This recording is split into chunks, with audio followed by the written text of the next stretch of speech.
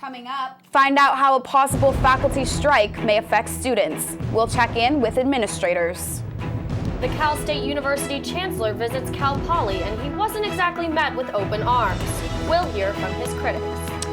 Plus, Cal Poly releases a report on its financial future.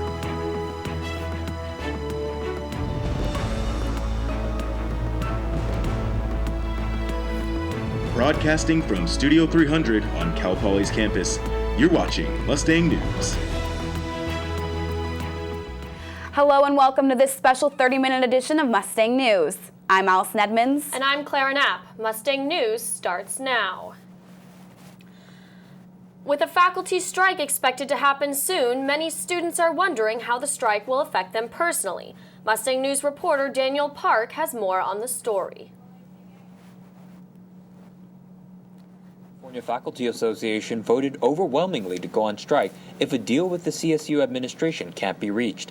However, for Cal Poly students, many questions remain. I sat down with the Dean of Students, Dr. Jean DaCosta, for some answers. How will strikes committed by Cal Poly professors, how will that hinder student success, do you think? Well, I don't know that it'll hinder student success in the long haul.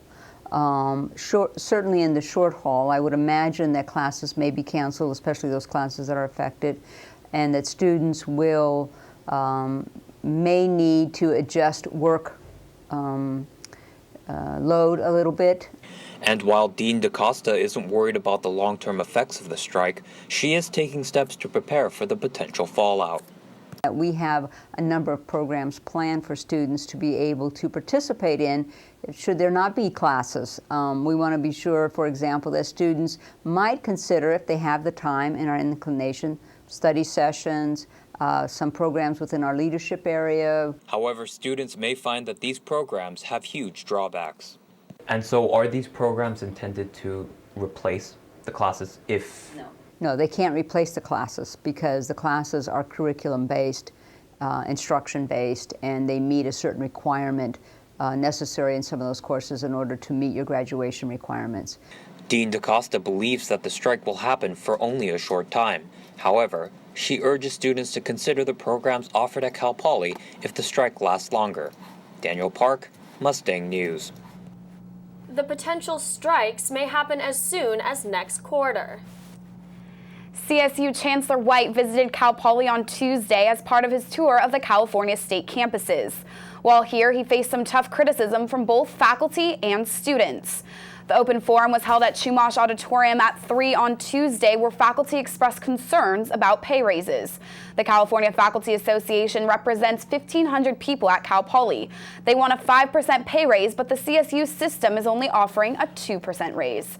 Faculty held signs while Chancellor White spoke addressing this issue. White said that the CSU system is still $200 million below what it was before the recession. CSU campuses might be allowed to raise out-of-state tuition at their discretion. The Task Force for a Sustainable Financial Model for the CSU system released a draft report proposing that the CSUs consider alternative methods for allocating state funds, such as performance and outcome-based funding. The task force also recommends that the CSU campuses propose market-based tuition for non-California and international students. The draft report will be reviewed and discussed at the November Board of Trustees meeting, but no final decision will be made. After the meeting, the task force will issue a final report to the board during their January meeting. This Halloween weekend resulted in a number of infractions. 22 people were arrested for public intoxication, 9 people were issued a ticket for minor in possession, and 15 people received a ticket for having an open container of alcohol. An important notice went out to all Isla Vista residents last week regarding safety tips and citation warnings for any Halloween celebrations at UC Santa Barbara. Only a few people roamed the streets on Saturday and only small house gatherings took place. Police placed roadblocks at intersections in an attempt to keep non-locals out of the area and to allow better access for emergency vehicles. According to the Santa Barbara County Sheriff's Department, a lot of students chose not to come and not to stay in Isla Vista for Halloween. Instead, they went home or to a concert that was offered nearby. Cal Poly students will have one less option for groceries in San Luis Obispo. Fresh and Easy announced on Wednesday that it is closing all of its 97 stores after filing for bankruptcy. This includes its only store in San Luis Obispo County, which is located on Broad Street. The stores are expected to close within the next few weeks, about the same time the two Häagen stores are shutting down. As of yet, no companies have offered bids to buy the Fresh and Easy brand. As a result of the bankruptcy, prices in the San Luis Obispo store have been marked down up to 40%. Cal Poly CIE is going to open their hot house to the San Luis Obispo community. The Center for Innovation and Entrepreneurship is accepting applications for 4 new startups. This is the first time the hot house has given this opportunity to community members. Applications are being accepted until November 22nd. The increase in openings comes after the hot house signed a new lease downtown. A Cal Poly College of Architecture and Environmental Design professor has been honored with a Distinguished Teacher of the Year award for the 2014 to 2015 academic year. The award honors 3 professors each academic year. Professor SANDRA STANNARD is an architecture professor and has been teaching for over 20 years. 14 of those have been at Cal Poly. Students nominate the Teacher of the Year recipient and STANNARD and say her teaching reflects on the engaged and excellent students she has in their program. It's really special to be nominated by students. I personally think that, being a good teacher really is a testament to good students.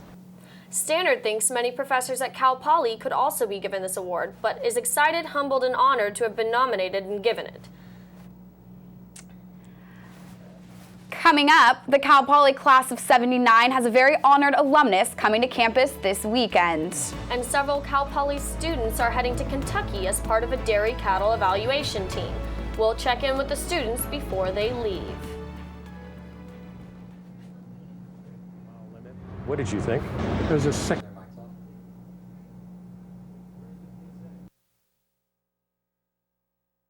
May I please have an application? Thank you.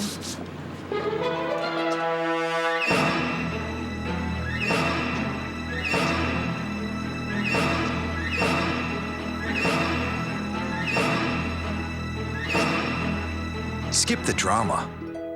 Get your GED. Okay.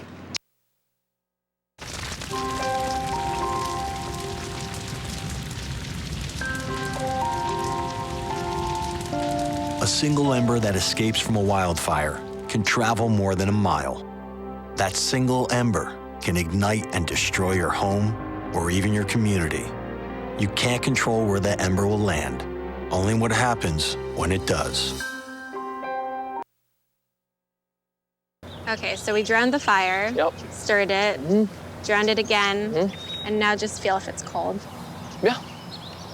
Cool.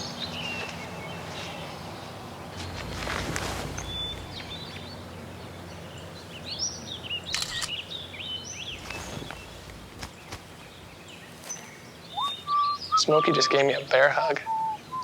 I know. Already posted it.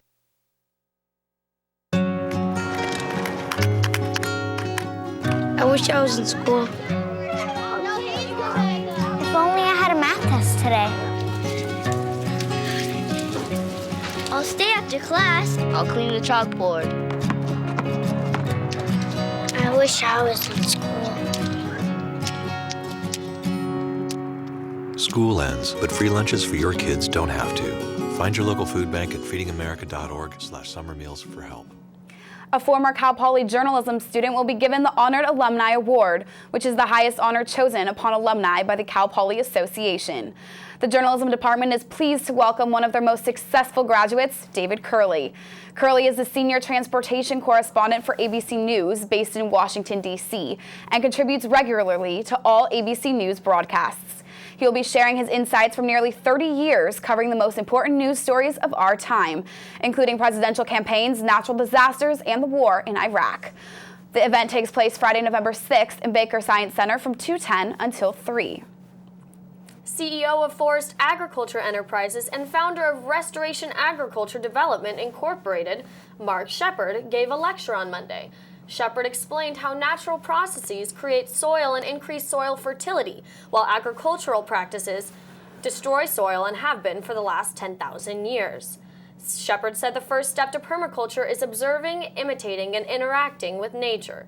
Shepard said his farm is a red clay farm, and in 21 years of being there, they have turned the red clay into a sticky black clay topsoil with no compost, using no pest or disease control.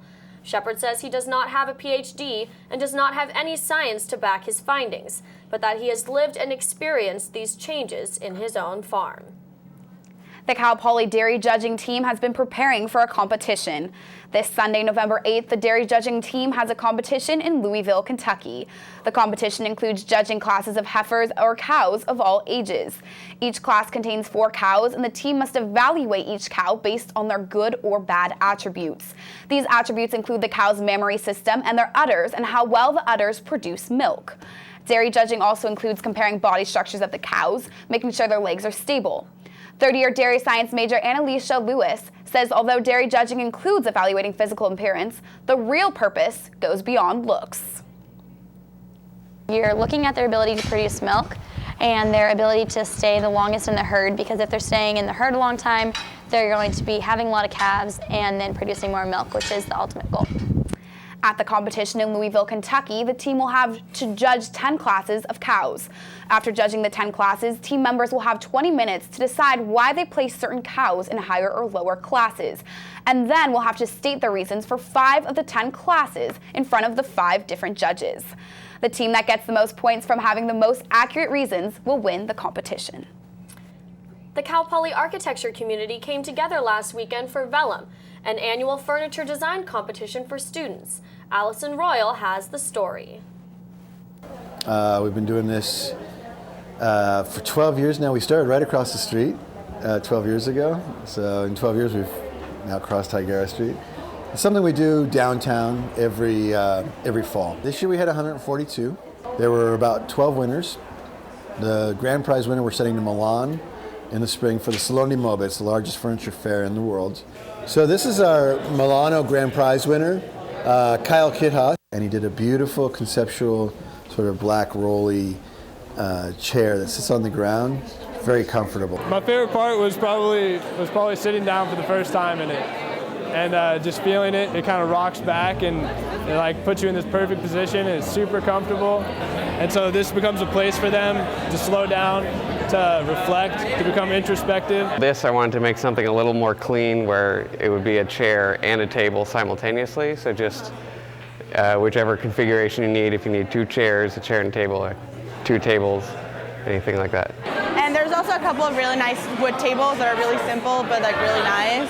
When you get a very broad view of the world, and I don't know, it's very interesting. It's just to get to like be very creative and just kind of like express what you want to do. All of these, it's just so awesome to see them all come together. It's the energy and the passion. That's the single most thing that's special about VELLUM, is all that passion. Crowds overflowed the building to see all of the furniture. VELLUM officials say that they only expect the competition to get more popular in the coming years, as student enrollment in the College of Architecture and Environmental Design climbs. Another type of groove celebrated Native American heritage on Wednesday, November 4th at the Chumash Auditorium. ATOG featured Tolteca, an interdisciplinary hip-hop artist and education who brought passion, knowledge, and stylistic deliveries on Wednesday night. As a poet and MC, he has performed trilingual rhymes on stages such as housing projects, hip-hop clubs, ivory tower universities, and continental indigenous gatherings. ATOG also allowed open mic performances to the Cal Poly community. Students performed acts such as reciting their own poetry, musical performances, and stand-up comedy. ATOG events occur on the first Wednesday of every month in the Chumash Auditorium in the University Union. A $1 million Euro grant will allow Cal Poly and a partner university in Munich to expand a student-teacher exchange program. The 4-year grant was awarded to a Munich university from the German Academic Exchange Service. Engineering is the main department involved, but Professor Brian Self looks to add other majors in the program.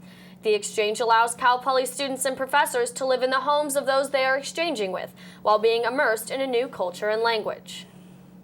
So I just can't emphasize enough how great an experience I think it is for students. I've never heard a student come back and say, boy, I wish I had not done that. So.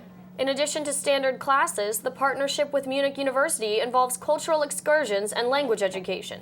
Students interested should contact the Study Abroad office. Coming up, thousands of yearly visitors show up in Pismo Beach for some monarch butterflies. But first, we'll have Daniel Park in the studio with your forecast. When I was 6, my days were spent playing basketball. When I was 6, my dream was to make it to the NBA. When I was 6, my mom had a stroke. I'm Paul George, and I want you to spot a stroke fast. F, face drooping. A, arm weakness. S, speech difficulty. T, time to call 911. Protect the ones you love. I guess sometimes things just happen. Devastating things. Your whole world changes in an instant. That's what happened to me the day my mother had a stroke. I'm Paul George, and I want you to spot a stroke fast. F, face drooping. A, arm weakness. S, speech difficulty. T, time to call 911. Protect the ones you love.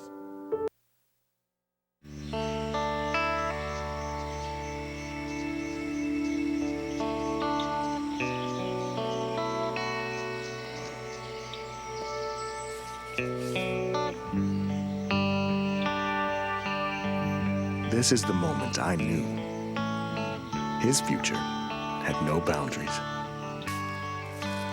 There are some moments only the forest can inspire. Find yours at Discover the Forest.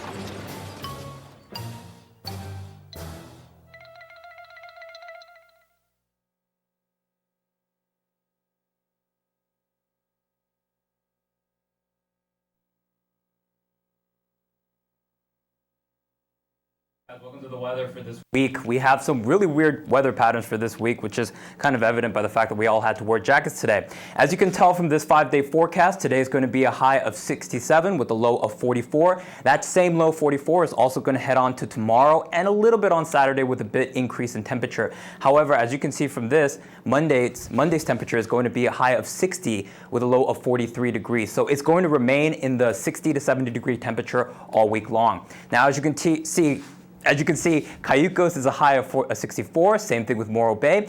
Avila Beach is a bit high with 68, as is Oceano over here, and then Pismo Beach is 67. All of them are in temperatures at night in the 40s.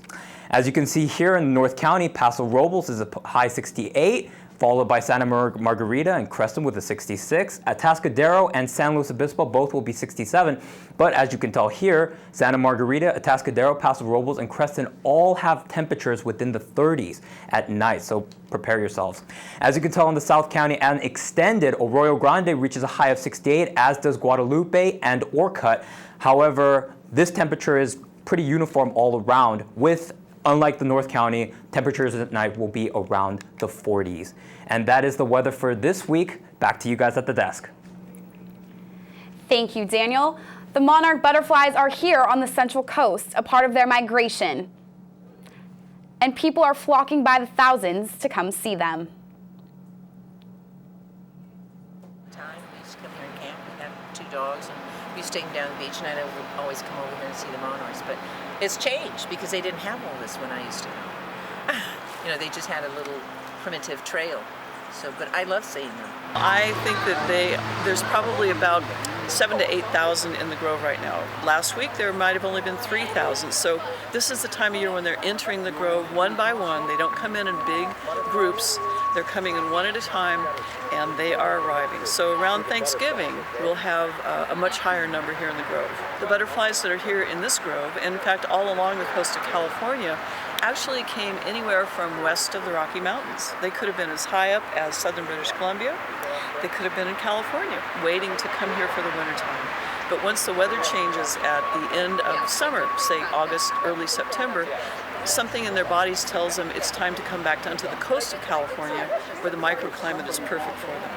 It's humid, it's cool, and typically there's a nice protective grove for them with a big, huge canopy. Everybody loves it here. It's cool, it's unique, it's a wonderful place to do science. We're going to take a short break now. We'll see you in a few minutes after some short messages from our sponsors for sports.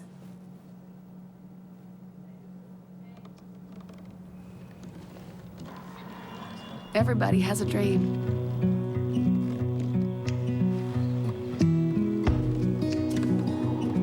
Mine was to see the ocean. And with a little help, I made it.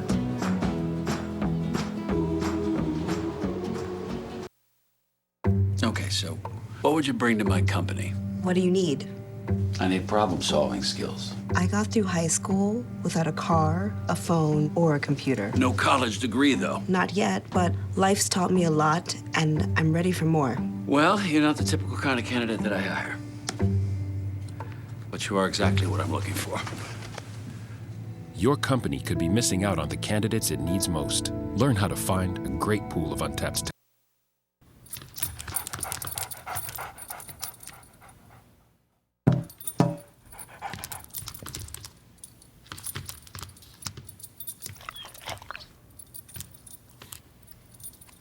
There's a shelter pet who wants to meet you.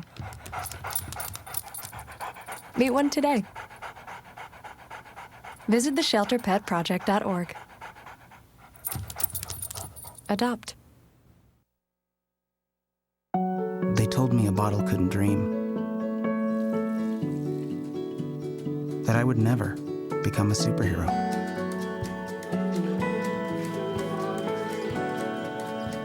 But I learned how to fly. Just to come back in a new disguise and be the hero that I've always wanted to be.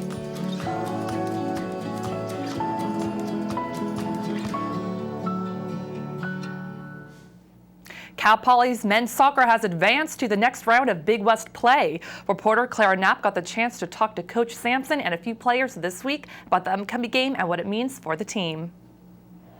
After coming in second place in the Big West Northern Division, Cal Poly men's soccer kicks off the tournament with a match against UC Irvine, third in the Southern Division and a team they previously tied on the road.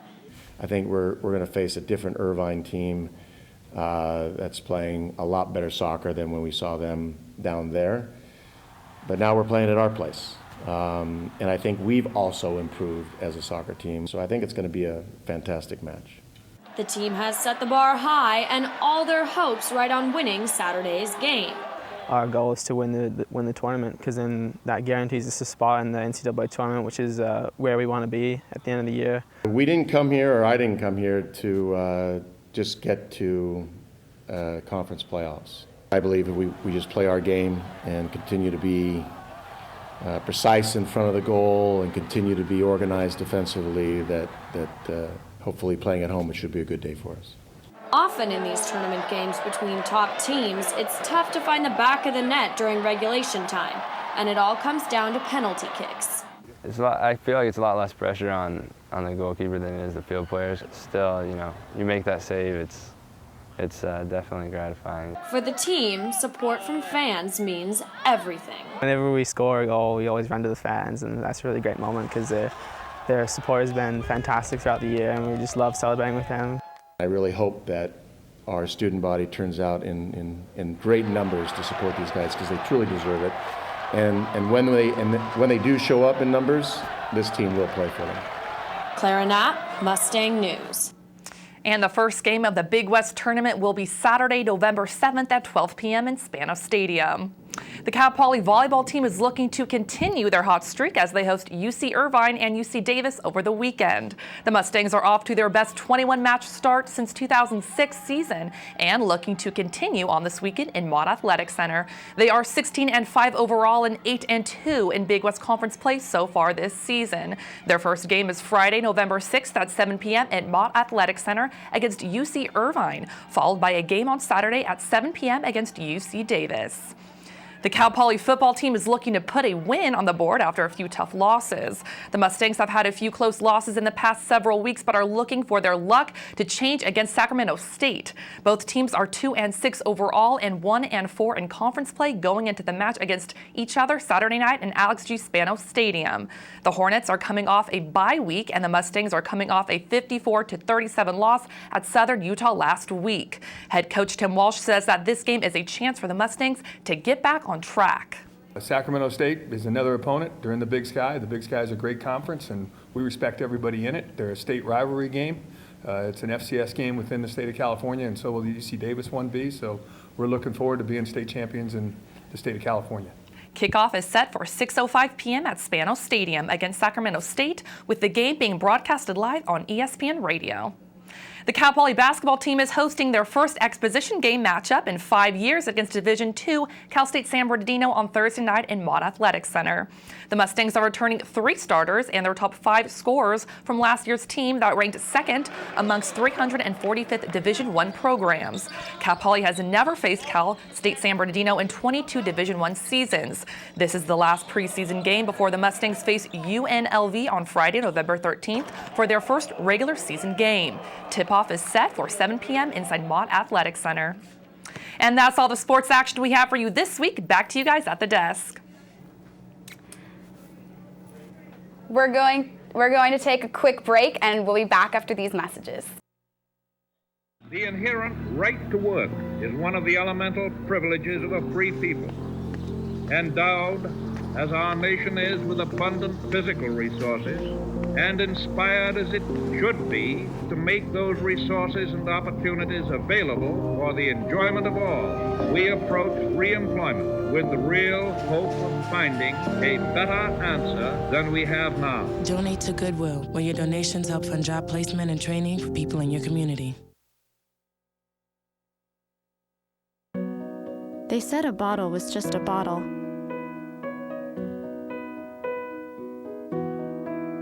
That no one would ever notice me.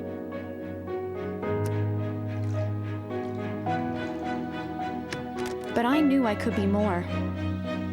That one day, I would make people smile.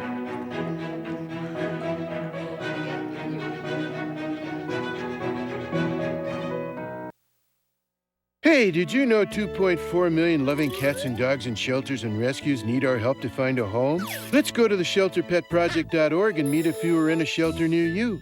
Harlow, oh, she's one great listener who loves to hear all your stories. My kind of cat.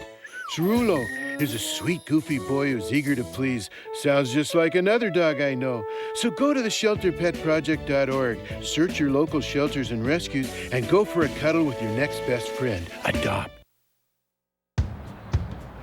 We taught him how to hit a baseball, how to hit a receiver, the strike zone, the net. You taught him how to hit the upper corner. You even taught him how to hit the open man. But how much time have you spent teaching him what not to hit?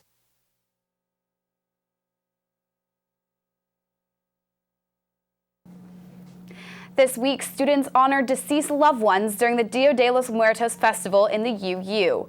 Dia de los Muertos, or Day of the Dead, is a Latin American holiday focused on celebrating dead loved ones and honoring their lives. This Thursday, MEXA and the Multicultural Center held the colorful celebration in the UU Plaza with altars, sugar skulls, marigolds, and music. Students got their faces painted and enjoyed pan dulce and traditional Mexican drinks. That's all we have this week for this 30-minute edition of Mustang News. I'm Allison Edmonds. And I'm Clara Knapp. Have a great weekend.